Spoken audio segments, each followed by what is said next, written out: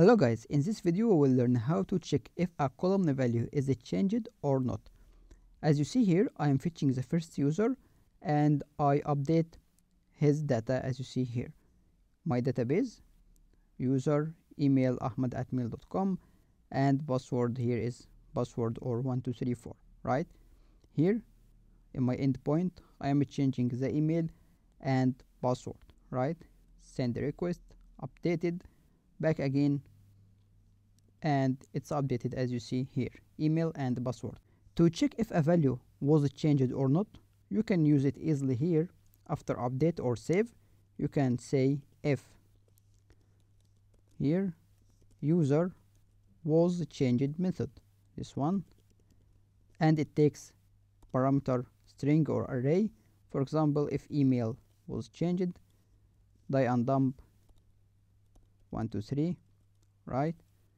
Back again, refresh, it doesn't display it because it's the same email, right? As you see here, I will fix it now. Send again, and email was changed and it returns die and dump. You can also check multiple values if email and password was changed.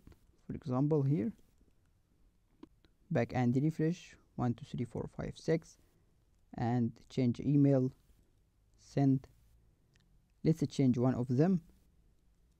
Also it works. It means if both of them or at least one of them was changed, do something. It's useful, for example, if user changed his email or password to send security mail, or for example here in my database for posts, if admin accept post is active or not, we can also send the email to the user to notify him the post now is active or inactive.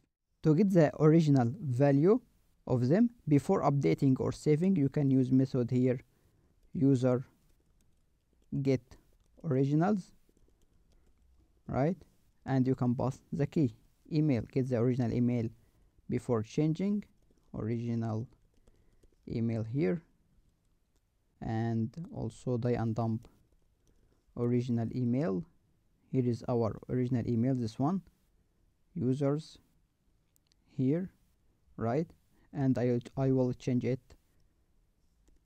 to, for example, refresh, it's get original, not get originals. Here, get original, back again, refresh, and here is the original email, and here is the changed one. Also it was changed.